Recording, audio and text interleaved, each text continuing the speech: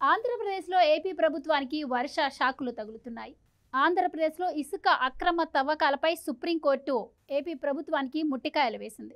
మే 9 లోపు ఇసుక అక్రమ తవ్వకాలపై అఫిడవిట్ దాఖలు చేయాలి పర్యావరణ శాఖకు అని చెప్పి ఆదేశాలు అయితే ఇచ్చింది. అయితే మరి ఎన్నికలు ఉన్న నేపథ్యంలో అఫిడవిట్ దాఖలు చేయడానికి ఏపీ ప్రభుత్వానికి సంబంధించిన లాయర్ టైం కోవడంతో అక్కడ పర్యావరణానికంటే ఎన్నికలు ముఖ్యం కాదు, ముందు అఫిడవిట్ దాఖలు చేయండి అంటూ ఈ కేసును అయితే మే 10కి సుప్రీంకోర్టు వాయిదా వేసిన నేపథ్యంలో మరి ఇప్పటికే యథేచ్ఛగా జరుగుతున్న అక్రమ రవాణా గురించి ఏపీ ప్రభుత్వం ఎలాంటి విషయాలు అఫిడవిట్లో చేర్చబోతుంది, మరి ఈ అంశం ఎంత దూరం వెళ్ళే అవకాశం ఉంది, మరి ఈ కేసులో ఎవరెవరికి ఫ్యూచర్లో శిక్ష పడే అవకాశం ఉంది, ఈ వివరాలన్నీ తెలుసుకునే ప్రయత్నం చేద్దాం. మనతో ఉన్నారు సీనియర్ పొలిటికల్ అనలిస్ట్ అంకమరావు గారు. నమస్కారం అండి సార్. ఇప్పటికీ 5 సంవత్సరాల నుంచి ఎంతో మొత్తుకున్నాం. గతంలో చంద్రబాబు ఉన్నప్పుడు ఇసుక ఫ్రీగా ఇచ్చేవాళ్ళు.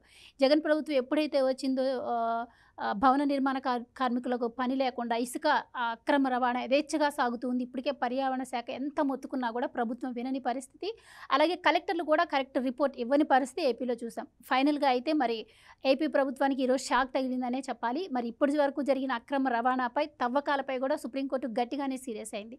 సో మరి మే 9 లోపు అఫిడవిట్ కోరుతుంది. ఎలా ఏమి ఇవ్వబోతుంది అంటారు అఫిడవిట్లో, మరి ఎలా సేవ్ అవ్వబోతుంది అంటారు? అంటే ఇప్పటి వరకు మామూలుగా జగన్మోహన్ రెడ్డి గారు కానీ వాళ్ళ మనుషులు కానీ ఏది చెప్తే అదే అధికారులు చేసుకుంటూ వచ్చారు. రేపు ఎన్నికలు అయిపోయి జూన్ 4 వరకు కూడా అలానే చేస్తారు. ఎందుకంటే ఆయన 3 అంచెల భద్రతను ఏర్పాటు చేసుకున్నాడు. ఒకళ్ళు ఒకవేళ ఏదైనా ఎన్నికల సంఘం వీళ్ళు అవినీతి పరులు పక్షవాతంగా ఉన్నారు అని చెప్పని తొలగించినా కూడా తర్వాత వచ్చేవాడు కూడా అలాంటి వాళ్ళని ఎన్నిక చేసుకొని ముందుగానే చాలా ప్రణాళికబద్ధంగా పెట్టుకున్నాడు. ఇప్పుడు న్యాయస్థానం చెప్పింది, అత్యున్నత న్యాయస్థానం ఈరోజు మే 10కి అంటే 9వ తారీఖు లోపు వీళ్ళు ఏమేమి జరిగింది, ఎట్లా జరిగింది వివరాలతో కూడినటువంటి పొందుపరిచి మాకు ఆ దసరాని ఇవ్వమని చెప్పి వాళ్ళు కోరారు. నిస్సందేహంగా వాళ్ళు కోరతారు. కానీ వాళ్ళు కోరి ఏమన్నా ఈ ప్రభుత్వం ఇంతవరకు ఏమైనా చేసిందా? వాళ్ళ మీదే న్యాయమూర్తుల మీదే రకరకాలుగా మాట్లాడి వాళ్ళ వ్యక్తిత్వ హననం చేసి న్యాయ వ్యవస్థనే కించపరిచే విధంగా మాట్లాడితే దానికి ఇక్కడ వాళ్ళు పట్టించుకోకపోతే సిఐడి వాళ్ళు న్యాయస్థానానికి న్యాయస్థానం సిబిఐ వాళ్ళకి చెప్పింది. అయినా సరే ఇంతవరకు ఏమన్నా దానికి ఒక చలనం అంటూ ఏమన్నా ఉందా? ఇప్పటి వరకు న్యాయస్థానం నుంచి నాకు తెలిసినంతవరకు 200 పైన ముట్టికాయలు పడ్డాయి ఆంధ్ర రాష్ట్ర ప్రభుత్వానికి.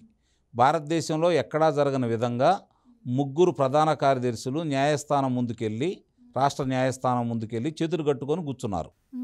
అలాగే 2 డీజీపీలు న్యాయస్థానం దగ్గరికి వెళ్ళి చేతులు కట్టుకొని కూర్చున్నారు. ఇంత దౌర్భాగ్య స్థితి ఎక్కడైనా ఉందా? అయినా సరే అధికారులు ఎందుకు చలనం రావటం లేదు? అధికారులు కనీసం కించెత్ కూడా దాని గురించి ఎందుకు ఆలోచించట్లేదు అంటే 2 విషయాలు స్పష్టంగా కనపడుతున్నాయి. జగన్మోహన్ రెడ్డి గారిని చూసి భయమా, లేకపోతే ఆయన ప్రలోభ పెట్టాడా, కానుకలు అందజేస్తున్నాడా, లేదంటే వీళ్ళ గుట్టుముట్లు ఏమన్నా తెలుసుకొని వీళ్ళని ఆడిస్తున్నాడా? ఈ అంశాలే చాలా ప్రధానంగా కనపడుతున్నాయి. లేకపోతే గతంలో ఇందుట్లో ఇప్పుడున్నటువంటి అధికారులు చాలామంది కూడా నిజాయితీగా పనిచేశారు చంద్రబాబు నాయుడు గారి ప్రభుత్వంలో. అంటే ఇక్కడ ఒక తేడా కూడా ఉంటుంది. రాజును బట్టే ఆ కింద వర్గాలు ఎలా పనిచేస్తాయి, ప్రజలు ఎలా ఉంటారనేది చాలా స్పష్టంగా తెలుస్తుంది. ఇక్కడ జగన్మోహన్ రెడ్డి గారు ఉన్నారు కాబట్టి మరి ఈ నేను చెప్పిన పైన 3 అంశాలకి ప్రభావితం ఉందా లేకపోతే ఏంటనేది కొంచెం ఆలోచించాలి. ఈ అధికారులు నిమ్మక నీరెత్తినట్టు ఉన్నారు అంటే.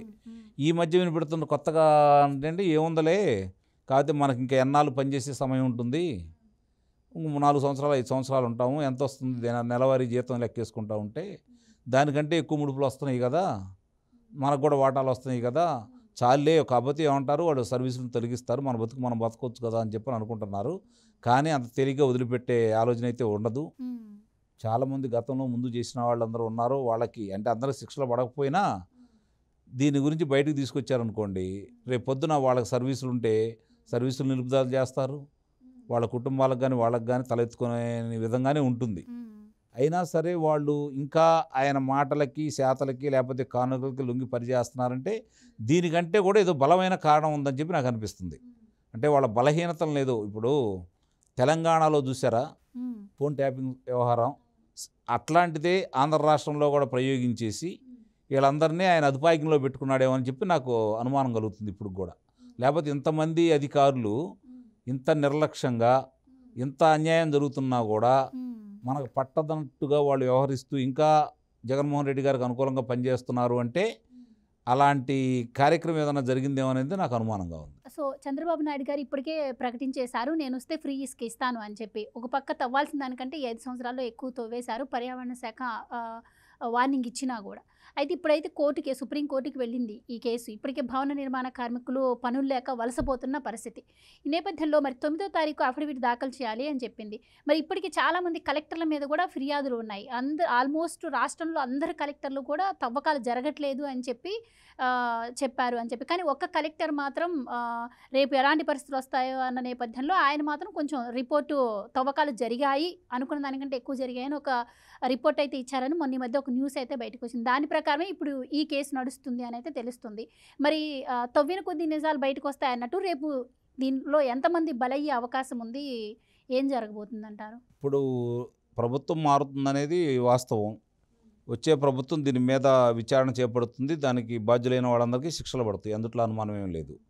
ఇప్పుడు అక్కడ చంద్రబాబు నాయుడు గారే స్వయంగా దీని గురించి పర్యటన చేశారు కదా. కొండలల్లి తుమ్మి ఒకసాట పడేసింది కూడా ఆయన ప్రత్యక్షంగా చూపించారు.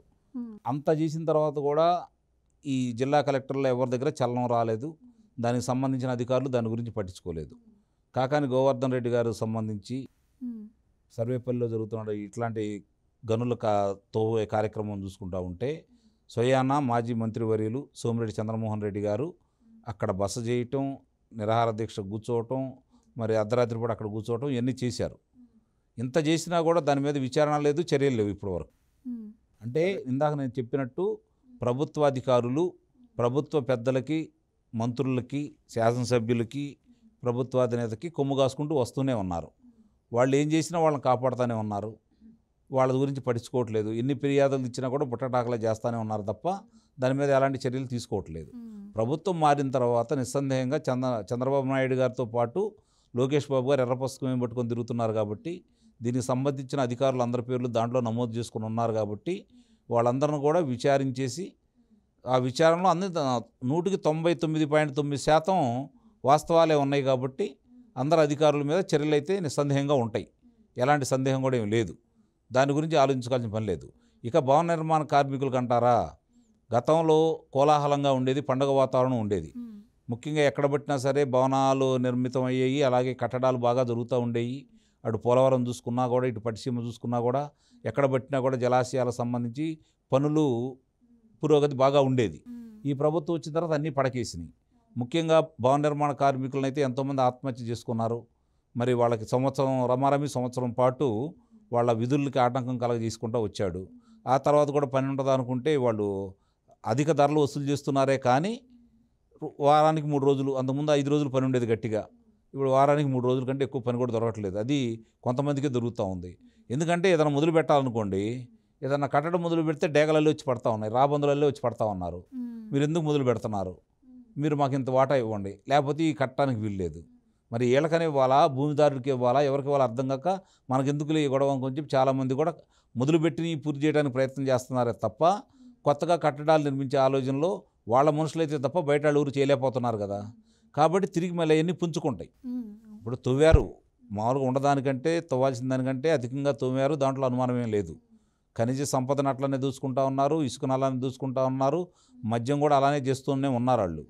కాబట్టి దానికి దీనికి అని చెప్పని మనం మాట్లాడుకోవాల్సిన పని లేదు, సకల సంపదలనే దూసుకుంటానే ఉన్నారు, దాంట్లో ఎలాంటి సందేహం కూడా ఏం లేదు. ఇంత చేసినా కూడా మామూలుగా రేపు పొద్దున అధికార మార్పిడి జరిగిన తర్వాత వాళ్ళందరికీ తగు శిక్ష పడే విధంగా మాత్రం ప్రభుత్వం పనిచేస్తుంది. డేక కళ్ళతోటి చూస్తూ ఉన్నారు, అవన్నీ కూడా రేపు నిరూపిస్తారు. బాధితులు ఉన్నారు, మామూలుగా ఏదైనా అడ్డం పడబోయి ఇక్కడ మా ఊరు నుంచి ఇట్లా ఎందుకు చేస్తున్నారంటే వాళ్ళ మీద దౌర్జన్యం చేశారు, కొంతమందిని చంపేశారు, కొంతమందిని అంగవైకల్యంతో వాళ్ళని చేశారు. వాళ్ళందరినీ రేపు పొద్దున తీసుకొచ్చేసి ఎవరెవరు ఎక్కడ ఏం చేశారు, దీనికి కారకులు ఎవరు, స్థానిక నాయకులు ఎవరు, లేకపోతే శాసనసభ్యులు ఎవరు, మంత్రులు ఎవరు, అన్ని వివరాలతో కూడినవన్నీ కూడా పొందుపరిచేసి ఒకవేళ వీళ్ళు ఎప్పుడైనా అధికారులు ఇప్పుడు అంటే సీఎస్ గారు అనుకూలంగా పనిచేస్తారని నేనైతే అనుకోను. సుప్రీం న్యాయస్థానాన్ని కూడా తప్పుదోవ పట్టిస్తారు, అందుట్లో సందేహం ఏం లేదు. అప్పుడు రేపు అధికార మార్పిడి జరిగిన తర్వాత మళ్ళీ ఇవన్నీ తిరగదోడి సరిగ్గా ఎక్కడెక్కడ ఏమేమి జరిగినాయో వివరాలతో వీళ్ళ దగ్గర వివరాలతో పాటు అప్పుడు ఇప్పుడైతే ఎవరైతే ఉన్నారో ఈ కలెక్టర్లు ఆ రోజు ఎందుకు అలా చెప్పారు, ఏ ప్రమేయంతో చెప్పారు, ఎవరి ప్రమేయంతో చెప్పారు, వివరాలతో కూడినటువంటిది మళ్ళీ తయారు చేసి తీసుకెళ్ళి న్యాయస్థానానికి అందిస్తారని అయితే నేను భావిస్తున్నాను.